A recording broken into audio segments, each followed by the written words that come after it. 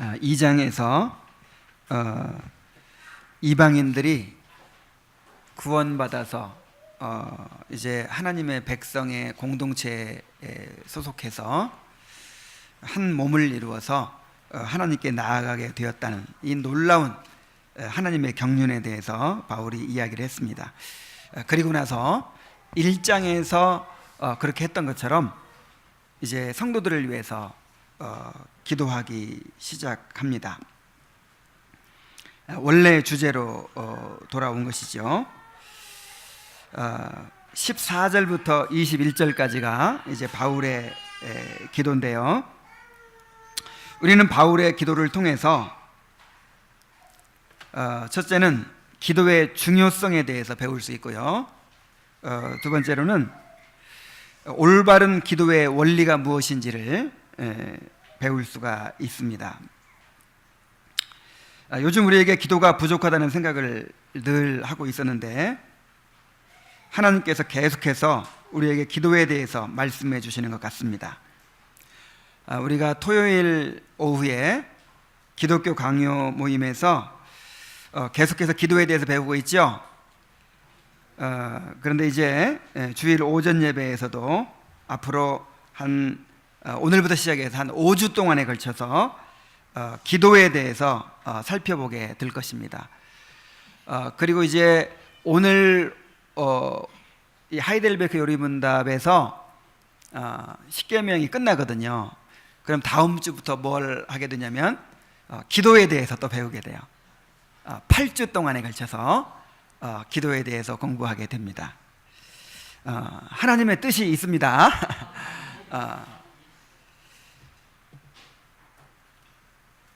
우리가 이제 늘 기도가 부족하다고 생각하고 기도를 해야 될 텐데 하는 마음을 가지고 있죠. 이번 기회에 기도에 대해서 확실하게 배우시고 또 기도에 대해서 동기를 받으시고 기도의 삶에 있어서 성장이 있게 되기를 간절히 바랍니다. 하나님께서 어떤 부흥을 주시기 전에 반드시 기도하게 하시거든요. 그래서 큰 부흥을 주실지도 모르겠다 하는 불길한 예감이 들기도 해요. 사실 우리가 기도를 잘 안다고 생각하는데요, 기도를 잘 모릅니다. 이 한국 교인들만큼 기도를 많이 하는 성도들이 없다고 해요. 세계에서 제일 기도를 많이 하는 사람들이 누구냐면 이 한국의 그리스도인들이에요. 그런데 세계에서 제일 기도를 엉터리로 하는 사람들이 누구냐? 바로 한국의 그리스도인들이라고 합니다. 이거 완전히 기복적인 기도에 완전히 무슨 이 무속적인 그런 기도를 해요. 그런데 우리가 이런 문화 속에 살고 있기 때문에 우리 자신도 모르게 조금씩 물들어 있는 게 있어요. 그래서 우리가 기도를 배워야 됩니다. 주님의 제자들이 기도할 줄 몰라서 주님 우리에게 기도를 가르쳐줘서 이렇게 요청했던 게 아니거든요. 그 사람들은 어렸을 때부터 늘 기도해왔던 사람들이고 하루에 3번씩 그렇게 기도해왔던 사람들인데 예수님의 기도를 보니까 뭔가 다른 거예요. 야, 이 우리 기도는 이거 아무것도 아니다. 이걸 깨닫고는 주님 우리의 기도를 가르쳐 주옵소서 이렇게 부탁을 했던 것이거든요. 우리가 바울의 기도를 잘 읽고 묵상하면 이야, 이거 우리의 기도는 기도 같질 않아요. 배워야 돼요. 기도를 잘 배울 수 있게 되기를 바랍니다. 그런데 이제 이 말씀을 묵상하고 정리해서 원고를 작성하고 주보까지 다 작성하고 이제 최종적으로 주일 아침에 이렇게 다시 한번 이렇게 또 검토를 하는데 오늘 검토하다 보니까 기도의 중요성을 이야기하고 또 원리를 이야기하고 너무나 많은 것들을 또 이렇게 얘기하려고 욕심을 부리는 것 같은 생각이 들었어요. 그래서 급히 좀 수정을 했습니다. 오늘은 기도의 중요성만, 오늘은 이야, 기도가 이렇게 중요한 거구나, 요거만 이제 배우고 다음 주에 올바른 기도의 원리를 전하려고 합니다. 오늘은 기도의 중요성만 한번 살펴보도록 합시다.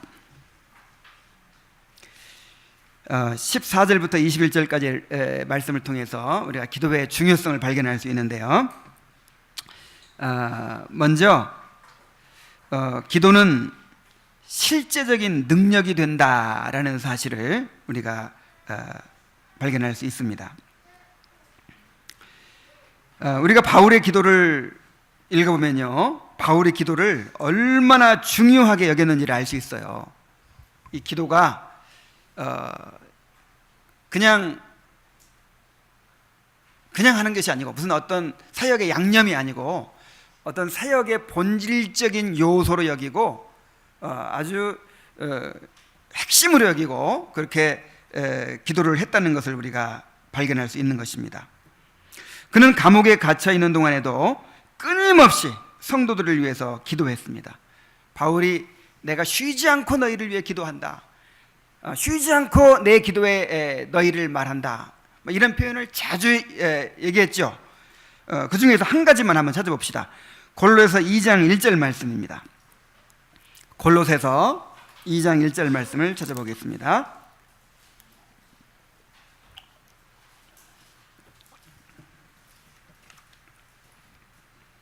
내가 너희와 라오디게아에 있는 자들과 무릇 내 육신의 얼굴을 보지 못하는 자들을 위하여 얼마나 힘쓰는지를 너희가 알기를 원하노니, 그랬어요.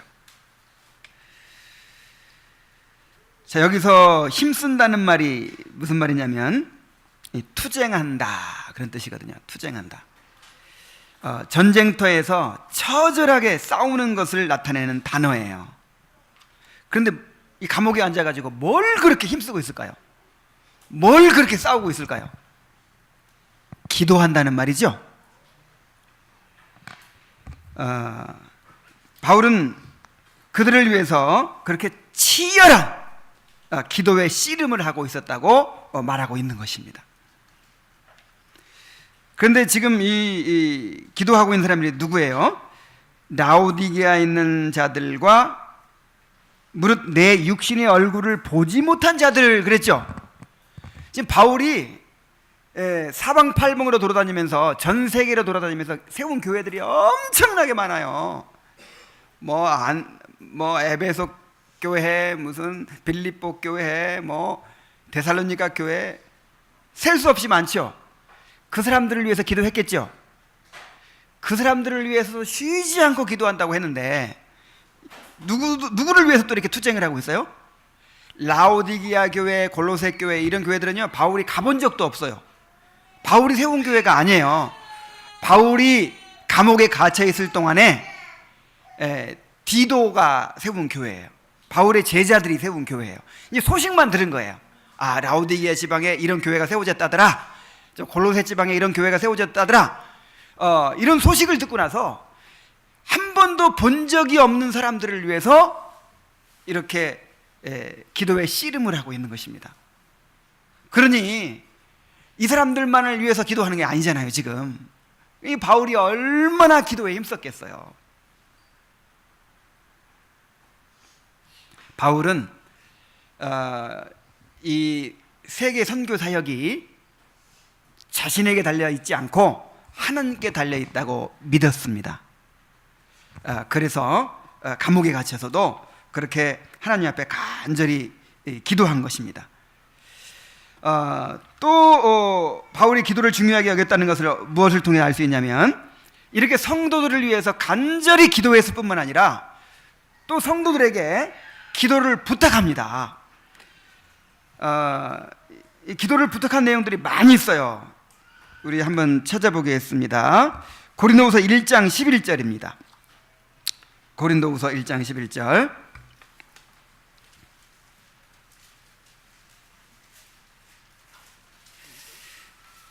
너희도 우리를 위하여 간구함으로 도우라.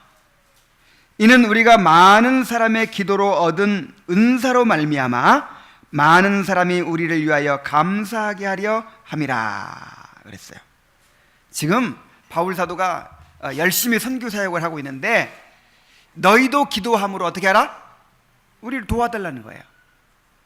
근데 이 기도 부탁이요, 그냥 인사치레가 아니에요. 기도해 주세요. 우리는 인사로 이렇게 많이 이야기를 하죠. 기도해 주세요. 그리고 뭐 기대도 안 해. 그 다음에 기도하겠습니다. 그리고 기도를 안 해. 뭐 이런 게 아니에요. 지금 뭐라고 하고 있냐면은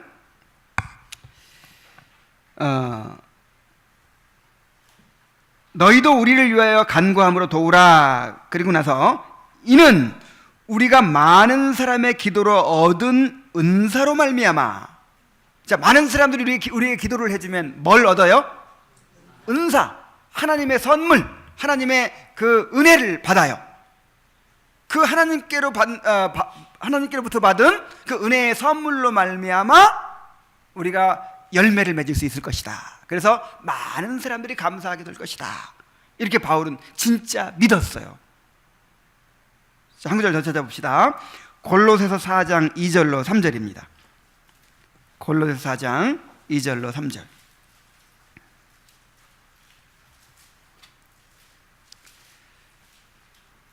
또한 우리를 위하여 기도하되 하나님이 전도할 문을 우리에게 열어주사 그리스도의 비밀을 말하게 하시기를 구하라. 내가 이 일 때문에 매임을 당하였노라. 그리하면 내가 마땅히 할 말로써 이 비밀을 나타내리라 그랬어요. 구체적으로 어떻게 기도해야 될지도 부탁을 합니다. 우리를 위해서 기도하되 하나님이 전도할 문을 우리에게 열어주시도록 기도해달라고 이렇게 기도합니다. 하나님이 전도의 문을 열어주셔야 됩니다. 우리가 하나님의 사역에 쓰임을 받는 것이지 우리의 사역을 하나님이 도와주시는 것이 아닙니다. 하나님께서 이 일을 행하시고 이루십니다. 바울은 이것을 믿었어요. 그래서 전도할 문도 하나님이 열어주셔야 된다, 이거를 믿었어요. 그래서 어딜 가든지 하나님, 우리에게 전도할 문을 열어주시옵소서, 우리가 마땅히 할 말로써 이 비밀을 나타내게 하여 주시옵소서, 이렇게 기도하고 기도로 사역을 하는 것입니다. 그리고 이렇게 기도해 주도록 성도들에게 부탁을 하는 거예요. 그리하면, 그랬죠. 어떻게 하면? 그래, 기도해 주면, 그리하면 내가 마땅히 할 말로써 이 비밀을 나타내리라. 그리 안 하면 어떻게 되는 거예요? 기도 안 해주면 은혜가 없는 거예요. 전도의 문이 열리지 않는 거예요. 바울은 이렇게 믿었어요, 실제로. 그래서 여기 말고도 여러 군데에서 기도해달라고 성도들에게 이렇게 부탁을 하고 있습니다.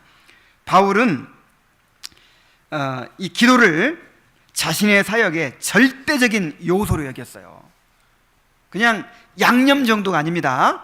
있으면 좋고 없으면 없어도 되는 그런 것이 아니고 이 사역에 절대적으로 필요한 본질적인 요소로 여기고 그렇게 기도했고 또 그렇게 기도를 부탁하고 있는 것입니다. 우리가 이렇게 기도가 실제적인 능력이 된다는 사실을 깨달아야 합니다. 실용주의 정신이 지배하는 오늘날에는 이 기도가 많이 사라져가고 있어요. 뭐가 뭔지 모르는 옛날에 옛날 우리 선배들, 우리 신앙의 선배들은요, 뭐 그렇게 경건서적이 많지 않고 무슨 뭐 배울 기회들이 많지 않고 그래서 말씀의 지식은 좀 부족할지 몰라도 그냥 기도하는 일에는 그렇게 힘썼어요. 뭐 무슨 일만 있으면 뭐 기도합니다. 뭐 산에 올라가 산기도를 하고 뭐 철야기도를 하고 금식 기도를 하고 뭐 교회에서 모여서 기도하고 새벽마다 기도하고 그렇게 기도를 열심히 했어요. 물론 이제 그 기도가 다 그렇게 올바른 원리로 기도한 것은 아닐지라도, 그런데 칼빈의 기독교 강의를 보면 그렇게 부족한 기도일지라도 하나님께서 응답해 주신다고 했어요. 그 기도로 오늘날 우리가 이렇게 평안을 누리면서 신앙생활하고 있는 줄로 믿습니다. 그런데 오늘날에는요, 이제 점점 지식은 더 발달하고 있거든요. 점점 이렇게 지식은 발달하고 있는데 많이 배우고 있는데 이제 기도는 안 해요.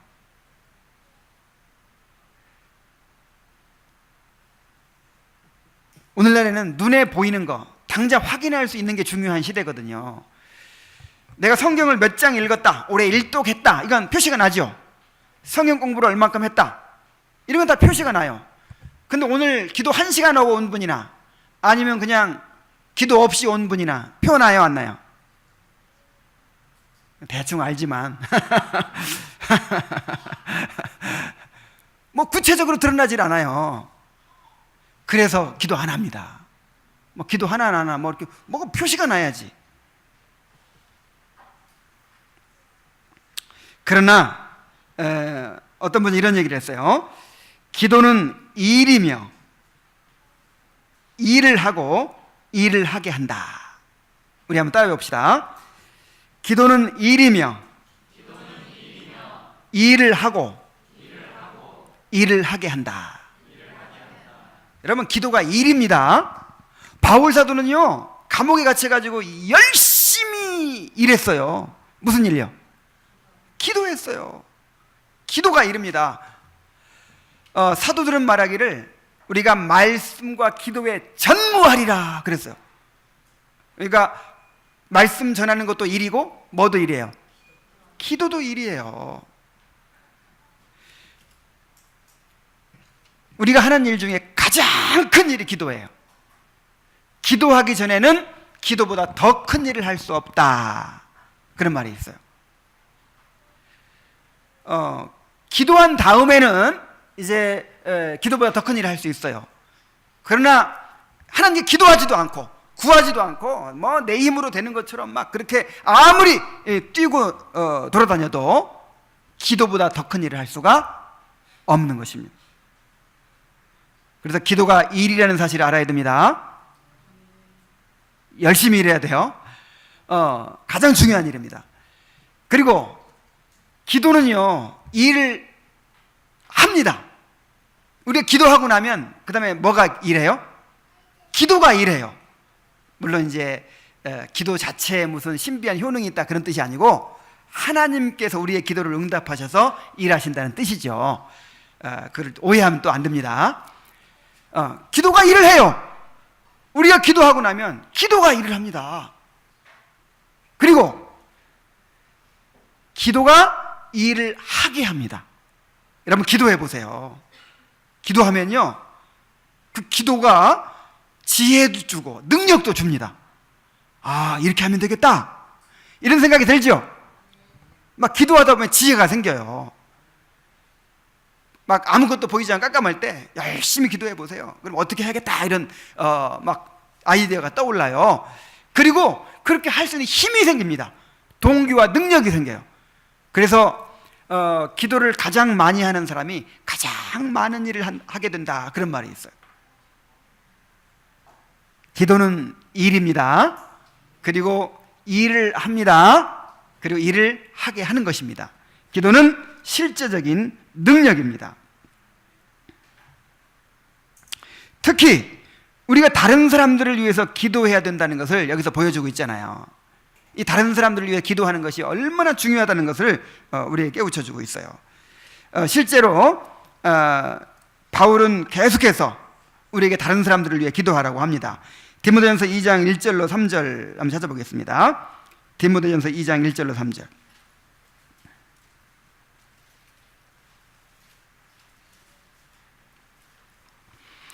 그러므로 내가 첫째로 권하노니 모든 사람을 위하여 간구와 기도와 도구와 감사를 하되. 자, 바울 사도가 권할 게 많이 있어요. 지금 여러 가지 권면할 것이 있는데 가장 첫 번째로 권하는 게 뭐예요? 기도하는 일을 권하고 있어요. 모든 사람을 위하여 간구와 기도와 도구와 감사를 하라는 거예요. 기도를 강조하는 표현입니다. 이게 뭐하고 똑같으냐면 구하라, 찾으라, 두드리라, 이렇게 이제 뭐 좀 내용들이 좀 다르긴 하지만 반복함으로 강조하는 것이죠. 그런 것처럼 그냥 기도하라 그러지 않고 기도는 일반적인 기도를 말하는 것이고, 도구는 다른 사람을 위한 기도를 도구라고 하죠. 그 다음에 감사는요, 우리가 다른 사람을 위해서 늘 감사해야 돼요. 바울 사도가 성도들을 위해서 기도할 때 늘 감사했어요. 하나님, 에베소 교회를 인하여 감사합니다. 여러분, 다른 사람을 위해서 감사부터 하십시오. 하나님, 우리 남편을 변화시켜 주시옵소서. 그러기 전에 이런 좋은 남편 주신 것을 감사합니다. 아시겠습니까? 아내를 변화시켜 주십시오 하기 전에 이런 아내를 저에게 주셔서 감사합니다. 감사해야 변화돼요. 그냥 아이고 이 사람이 문제라고 생각하면서 계속 그렇게 하면 아무리 기도해도 안 변해요. 다른 사람을 위해 감사해야 될 의무도 있습니다. 자, 이렇게 다른 사람을 위해 기도하는 게 중요하다는 거예요.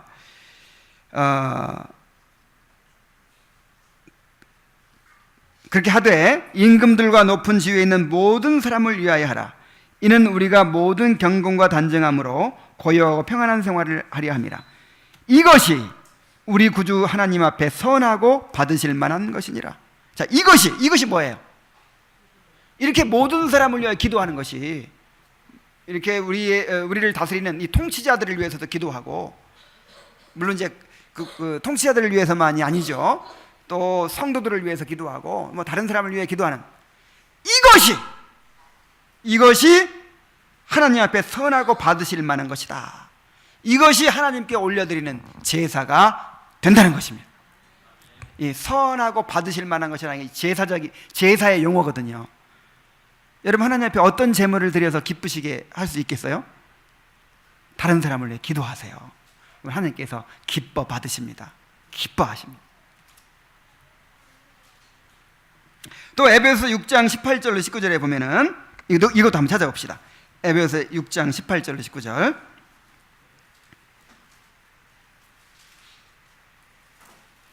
모든 기도와 간구를 하되, 그러니까 어떤 분이 이런 질문을 했었잖아요. 우리가 항상 간절히 기도를 해야 되는데 항상 그래 간절히 되지는 않죠. 그래서 근데 그게 정상이에요. 그래서 기도와 간구를 하라는 말이 그 말이에요.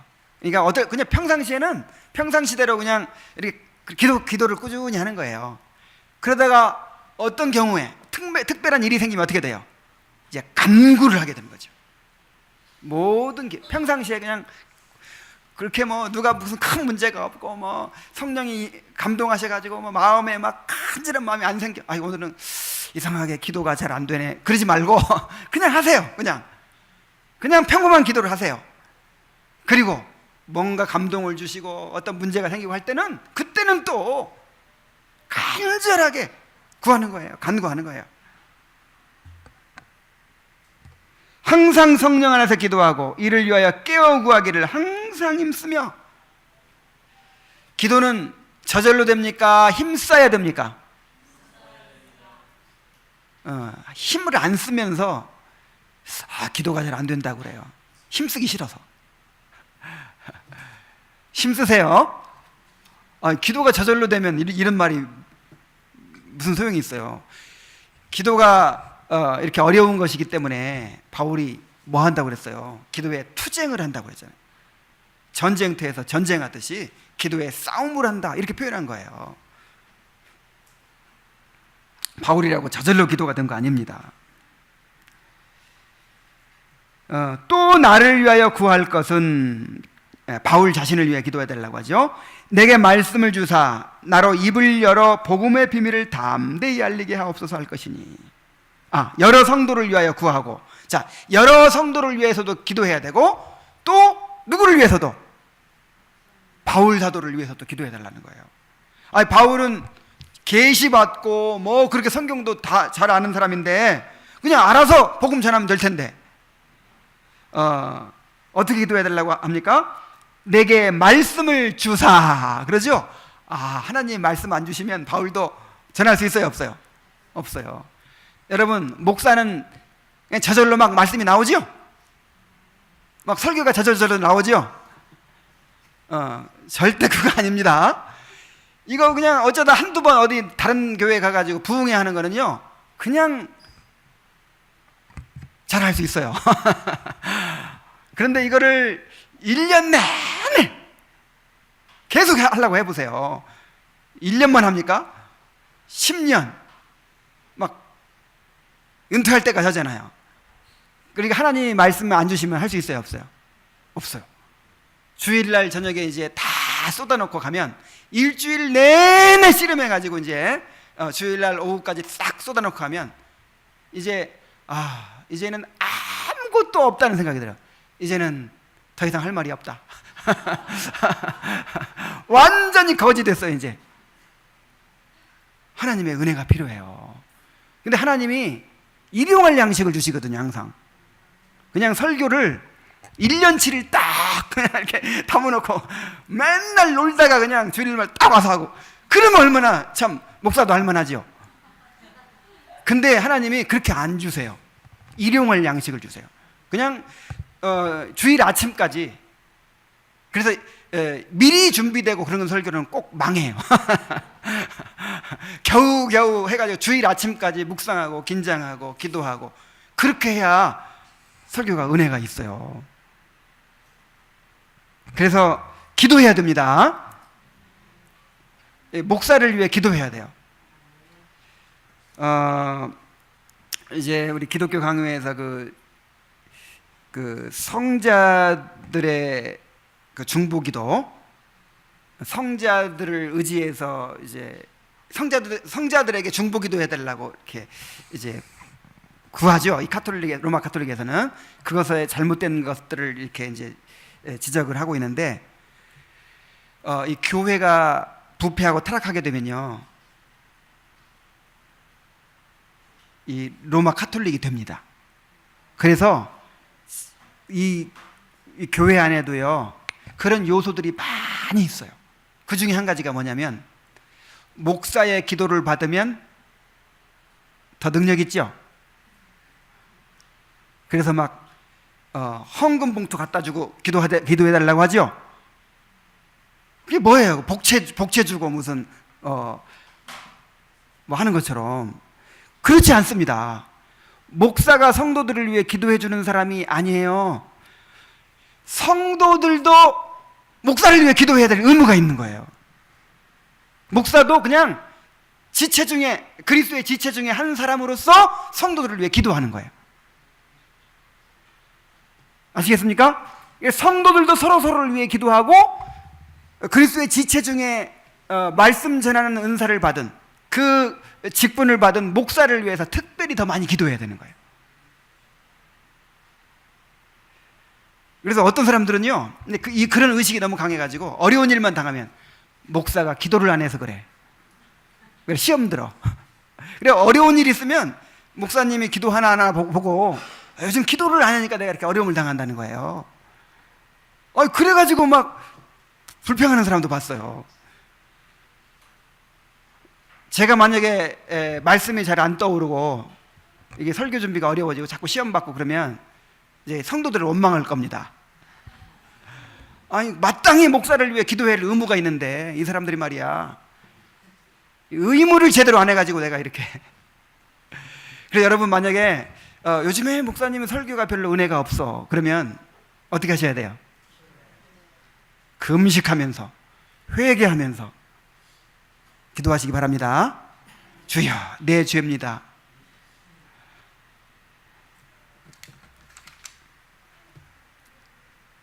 그래서 목사를 위해서도 기도해야 되고, 성도를 위해서 기도해야 되고, 또 이 나라의 위정자들을 위해서도 기도해야 되고, 특별히 고난과 시험 가운데 있는 그런 사람들을 위해서 우리가 기도해야 됩니다. 또 이 회심해야 될 영혼들을 위해서 특별히 기도해야 돼요. 이것은 이거 하나님이 하시는 일이잖아요. 우리가 불러다 놓고 믿을래 안 믿을래 막 이렇게 한다고 해서 되는 일입니까? 이거 구박한다고 되는 일도 아니고, 잔소리한다고 되는 일도 아니고, 이거 누가 하셔야 돼요? 하나님이 하셔야 되잖아요. 그러니까 정말 이 회심해야 될 영혼들을 위해서 기도해야 돼요. 특히 자녀들을 위해서 기도해야 돼요. 자녀들을 위해서.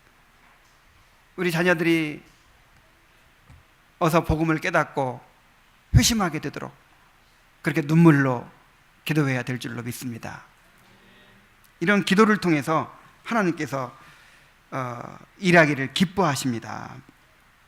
에레미야 33장 2절로 3절에 우리 한번 찾아봅시다. 에레미야 33장 2절로 3절.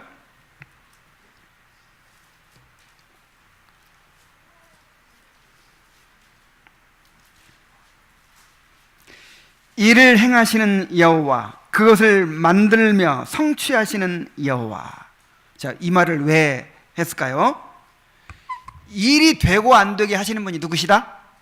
하나님이시다. 우리한테 달려있는 게 아니에요. 그래서 기도하는 거예요. 하나님은 일을 행하시는 여호와, 그것을 지어 성취하시는 여호와이십니다.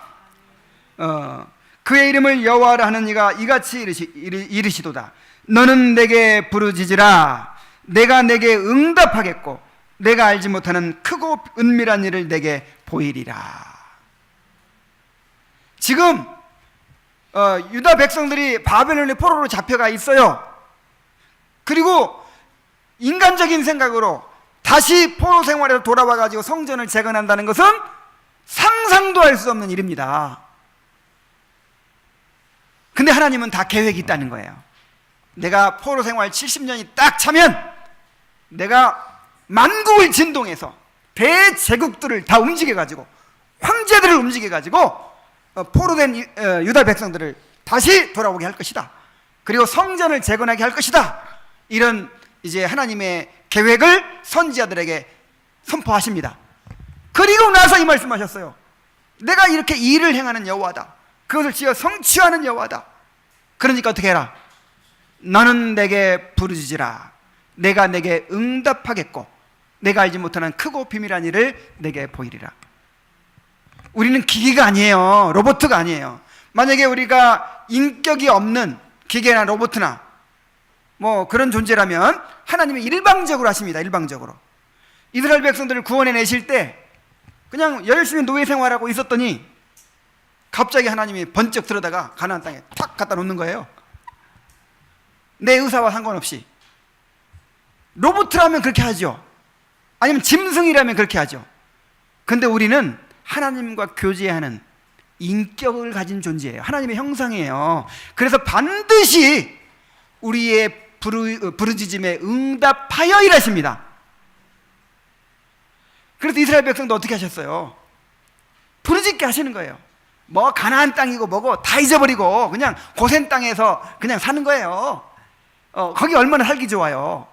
비행기 타고 그 중동 지방 쭉 가다 보면은 거기만 아주 그냥 녹색이에요. 뭐 다른 땅은 다 시뻘겋고 그 나일강 유역의 그 기름진 땅에 사는데 얼마나 좋아요.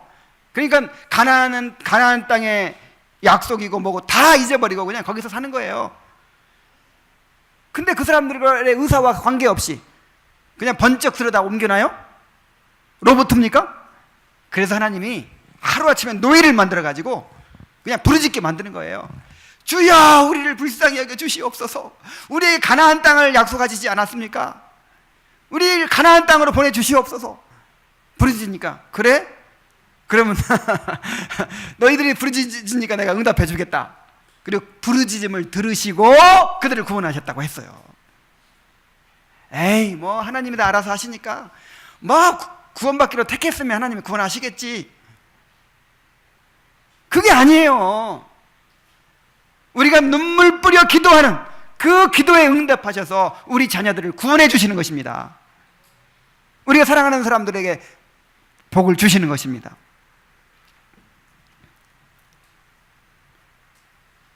그래서 하나님이 예정하신 대로 행하시지만 그 예정을 이루는 방법까지 예정하셨다는 걸 우리는 잊어서는 안 돼요. 그 예정을 이루시는 방법이 뭐예요? 열심히 기도해서 기도 응답으로 이루어지도록 되어 있는 거예요. 그래서 하나님의 예정을 믿는다면 뭐 해야 됩니까? 기도해야 돼요. 그러니까 뭔가를 제대로 모르는 사람들이 하나 말고 안 알고 둘을 모르는 사람들이 에이 하나님이 택하셨으면 하나님이 예정하셨으면 하나님이 다 알아서 이루시지 하면서 기도 안 하는 거예요.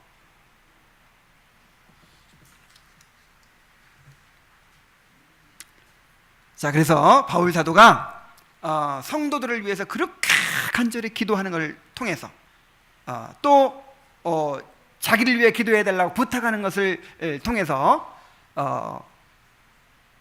기도를 정말 실제적인 능력으로 그렇게 믿었다는 것을 우리가 볼 수 있는 것입니다.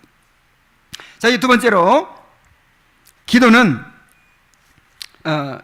실제적인 능력이기 때문에 기도는 아무리 절망적인 상황이라도 뛰어넘게 한다는 것을 우리가 발견하게 됩니다. 이 바울의 기도와 사역이 이것을 우리에게 보여주지요. 바울은 감옥에 갇혀서 아무것도 할 수가 없었습니다. 바울은 예루살렘에서 체포돼서 가이사랴에서 1년 반 갇혀 지내면서 재판을 받았어요. 그리고 다시 로마로 압송되어서 로마에서 2년여간에 걸쳐서 이제 감옥 생활을 하게 됩니다. 이방인의 사도로 부름받아서 전 세계를 돌아다니며 복음을 전하고 교회를 세우던 바울이 이렇게 오랫동안 감옥에 갇혀 있었기 때문에 인간적으로 생각하면 이제 이방인 선교 사역은 결정적인 타격을 받게 된 거예요. 한 3년 반을 갇혀 있는 거잖아요, 지금. 바울이 그렇게 오래 사역한 것도 아닙니다. 한 짧게는 한 15년, 아무리 길게 잡아도 한 20년 안쪽이에요. 그러니까 그 중에서 한 지금 3년 반째 갇혀 있으니까 1차 투옥만 3년 반이에요. 그러니 얼마나 큰 타격을 받겠어요.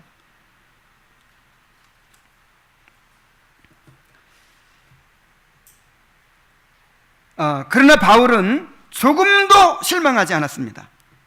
왜냐하면 하나님께 기도할 수 있었기 때문입니다. 대적들은 그를 감옥에 가두고 그의 손과 발을 쇠사슬로 묶어놓을 수는 있었지만 그가 기도를 통하여 전능하신 하나님께 나아가는 것은 막을 수가 없었습니다. 그는 감옥에 갇혀있는 동안에도 끊임없이 하나님 앞에 기도했습니다.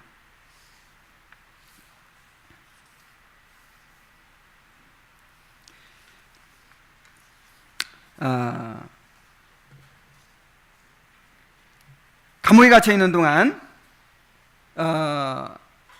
기도할 수 있었고요. 이 바울 사도가 굉장히 활동적인 사람이잖아요. 그리고 성질 급한 사람이잖아요. 굉장히 활동적이고 성격이 급한 사람이에요. 그런데 이 감옥에 딱 갇혀 있으니까 기도를 더 많이 하게 되죠. 기도를 더 많이 하게 되고 또 남는 시간 또 뭐예요? 편지 쓰죠, 편지. 그 편지가 이 신약 성경이 됐어요. 이 에베소서를 감옥에서 쓴 거예요. 만약에 바울이 감옥에 갇히지 않았더라면 이 신약 성경은 반절밖에 없었을 것입니다.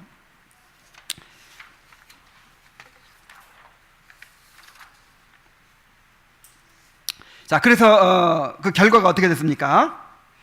오히려 그의 선교 사역은 더 크게 확장되고 풍성한 열매를 맺게 되었습니다. 빌립보서 1장 12절을 한번 보겠습니다.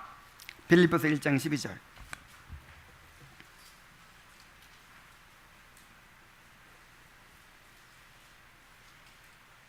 12절부터 계속해서 보겠습니다. 형제들아, 내가 당한 일이 도리어 복음 전파에 진전이 된 줄을 너희가 알기를 원하노라. 아니, 복음 전파에 뭐가 됐다고요? 진전이 됐다고요. 결정적인 타격을 받은 것이 아니라 바울이 그렇게 3년 반씩이나 지금 감옥에 갇혀있는 이 상황이 오히려 복음 전파에 진전이었다는 거예요. 자, 어떻게 진전이 됐을까요? 형제 중 다수가 나의 매임으로 말미암아 주 안에서 신뢰함으로 겁없이 하나님의 말씀을 더욱 담대히 전하게 되었느니라. 하나님께서 많은 사람들을 이렇게 막 감동시켜 주셨어요. 바울 사도를 통해서. 바울이 복음 전하다가 목숨을 아끼지 않고 막 제3차 전도 여행에 나섰잖아요. 그러다가 이제 감옥에 갇힌 건데, 이런 바울을 보면서 담대하게 나도 그렇게 해야겠다 하면서 복음을 전하기 시작했단 말이에요. 그래서 바울이 감옥에 갇혀 있는 동안 골로새 교회나 라우디게 교회나 막 이런 수많은 교회들이 막 생겨났어요.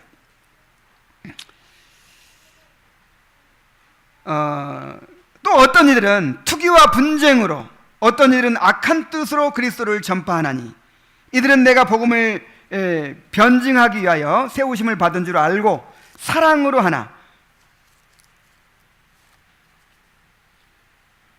그들은 나의 매임에 괴로움을 더하게 할 줄로 생각하여 순수하지 못하게 다툼으로 그리스도를 전파하느니라.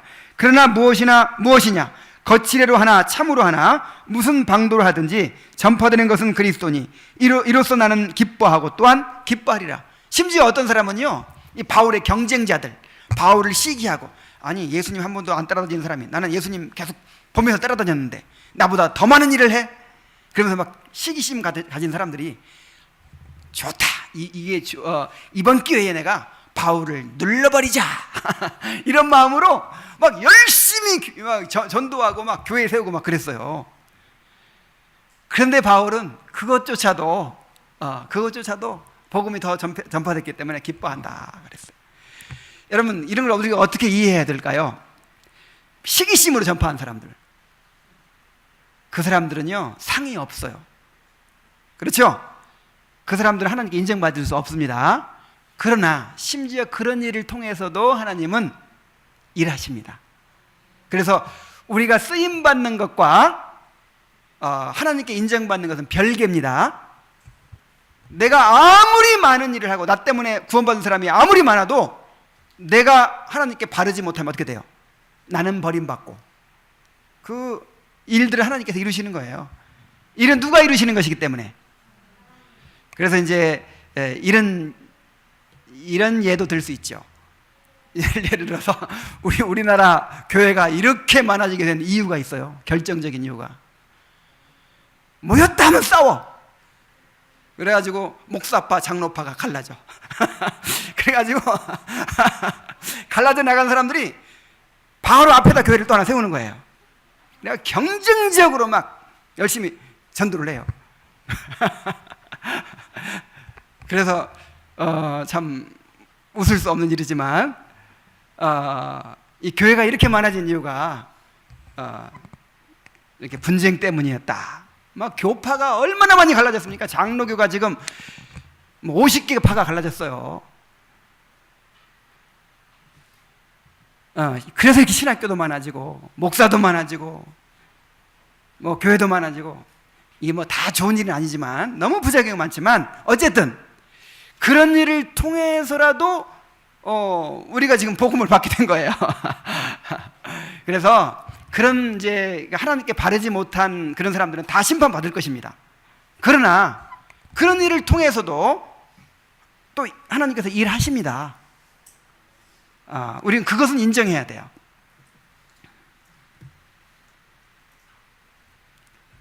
그런데 또 어떤 말을 하냐면요, 13절 말씀을 내가 빼먹은 것 같아요. 13절 말씀, 그렇죠? 이러므로 나의 매임이 그리스도 안에서 모든 시위대 안과 그 밖에 모든 사람에게 나타났으니. 자, 나의 매임이 온 시위대 안에 나타났다. 이게 무슨 말이냐면, 시위대가 뭐죠? 시위대. 오늘날의 이제 그 경호부대, 대통령 경호대와 같은 거예요. 근데 옛날에는 황제가 엄청난 권력을 갖고 있으니까 황제를 경호하는 이 시위대는요, 그 나라 최고 실세입니다. 최고의 실세예요. 그래서 지금 황제의 죄수들만 갇혀 있는 그 시위대에 바울이 갇혀 있네요. 근데 시위대 병사들은 아무나 못 들어가고요, 그 나라 최고의 엘리트들만 뽑혀가지고 시위대 병사가 될 수 있는 거예요.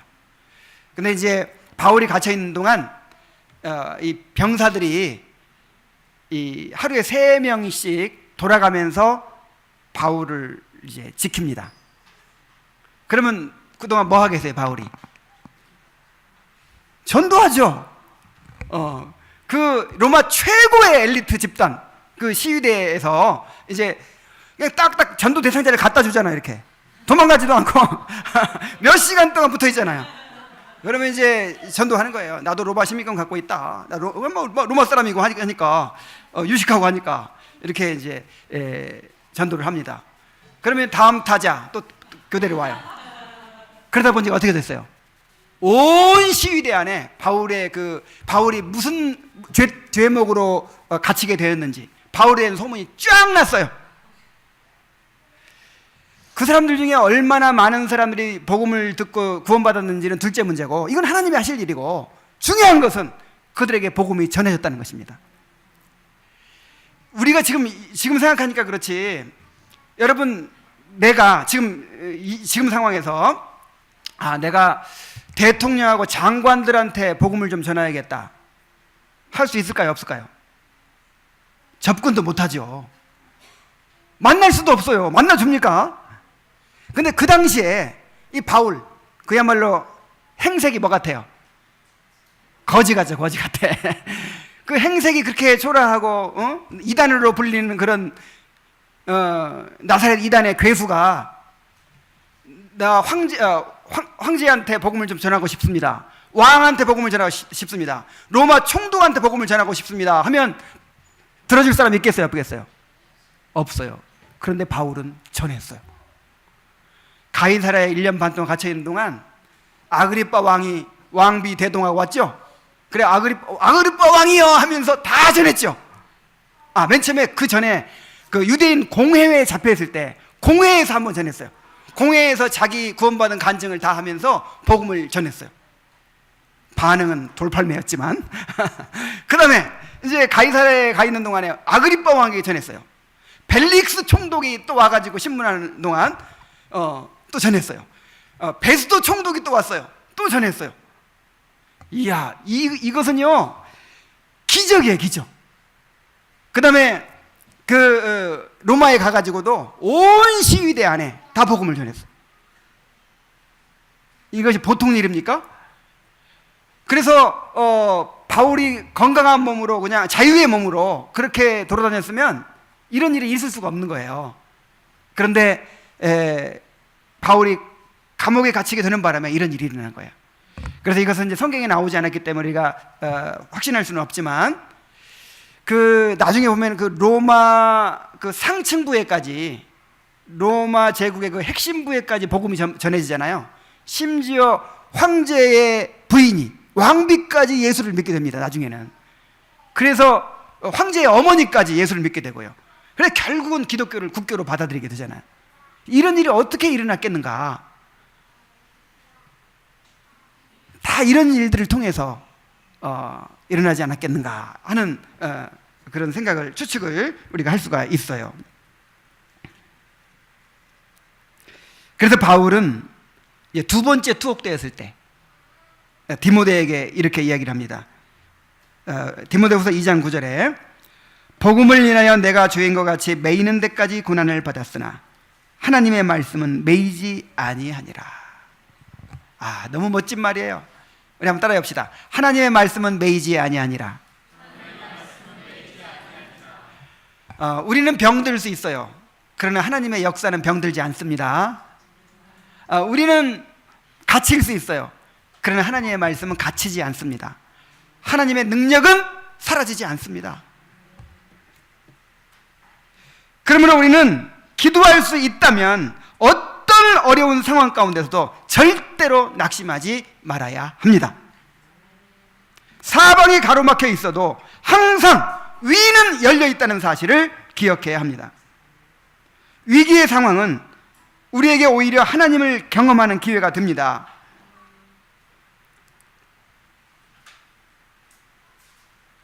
하나님을 믿는 사람들은 어떤 상황에서도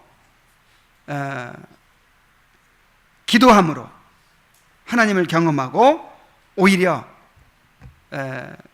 하나님의 능력을 드러내게 되는 것입니다. 빌립보서 4장 6절 7절에 아무것도 염려하지 말고 오직 모든 일에 기도와 간구로 너희 구할 것을 감사함으로 하나님께 아리라. 그리하면 모든 지각에 뛰어난 하나님의 평강이 그리스도 예수 안에서 너희 마음과 생각을 지키시리라 그랬어요. 아무것도 염려하지 말고 어떤 상황이 벌어져도 우리는 뭐 할 수 있어요? 복음성가에 그런 게 있잖아요. 기도할 수 있는데 왜 걱정하십니까? 칼빈은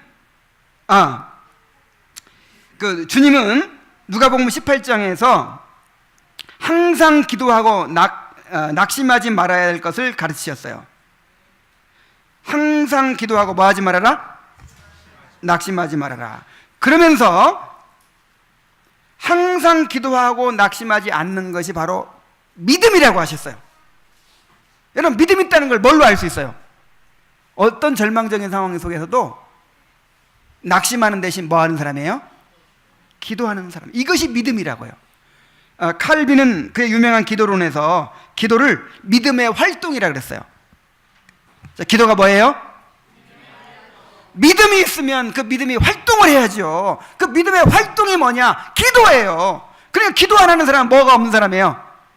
믿음이 없는 사람이에요. 그래서 항상 기도하고 낙심하지 말아라 이렇게 말씀하시고 나서 불의한 재판관의 비유를 말씀하시고 나서 그러나 내가 올 때 세상에서 믿음을 보겠느냐? 항상 기도하고 낙심하지 않는 것과 믿음을 이렇게 같은 뜻으로 사용하고 있는 거예요. 여러분이 정말 믿음을 가졌다면 그것이 기도로 나타나야 됩니다.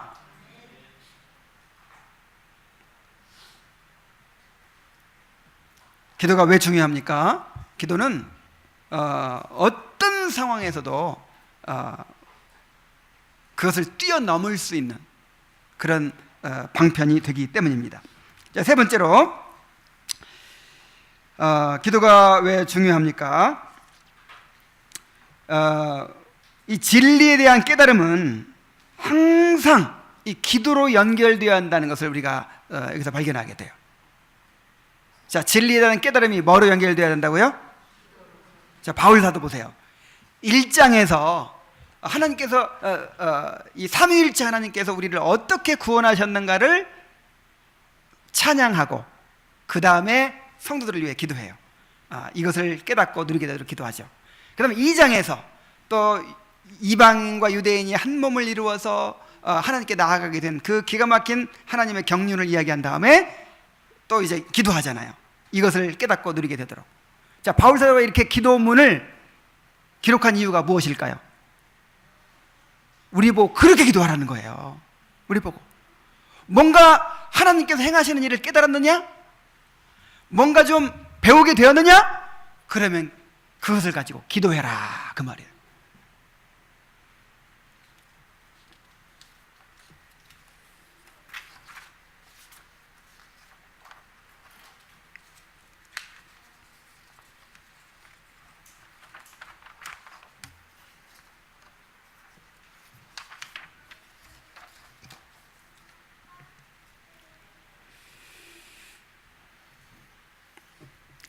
하나님께서 우리를 위하여 행하신 일을 알게 되었다면 이제 기도해야 합니다. 하나님은 우리에게 약속하신 것들을 기도를 통해서 받아 누리게 하셨습니다. 말씀에 대한 깨달음은 기도를 통해서 우리 삶에 적용되고 뿌리 내리게 되는 것입니다. 그래서 우리가 이 말씀을 배우면, 말씀을 들으면 어떻게 반응해야 됩니까? 기도하게 돼야 된다는 거죠. 그러나 기도 없는 지식은 위험한 것입니다. 기도 없이 지식만 쌓아가다 보면 교만해집니다. 남을 판단하는 일에만 능한 사람이 됩니다. 오히려 해가 돼요. 정말. 그래서 저는 제일 무서운 사람들이 누구냐면 기도 없이 막 엄청나게 막 배우는 것만 열심히 하는 사람 있죠. 막 이 책 저 책 다 읽고 막 목사보다 더 많이 읽어 책을. 이 책 다 읽고 뭐 좋은 세미나는 다 다니고 뭐 인터넷 설교 듣고 막 아이고. 그런데 기도 안 해요. 아이고 무서워요, 이런 사람들. 그리고 또 무서운 사람이 어떤 사람이냐면 기도 없이 일만 열심히 하는 사람들. 반드시 그 사람 나중에 시험거리가 됩니다. 틀림없어요.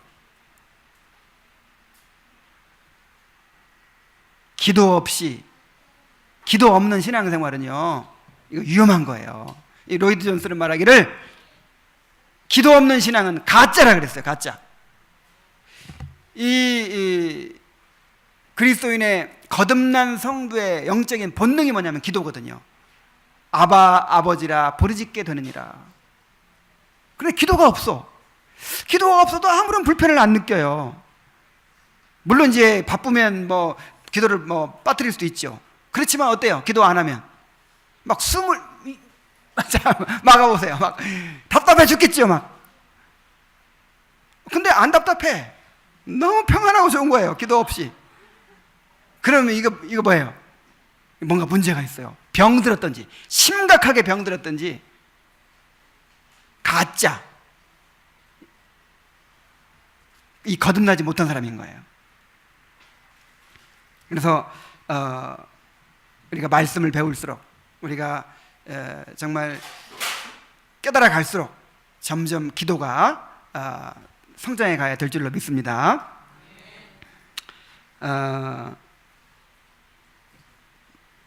우리의 깨달음은 반드시 뭐로 연결돼야 한다?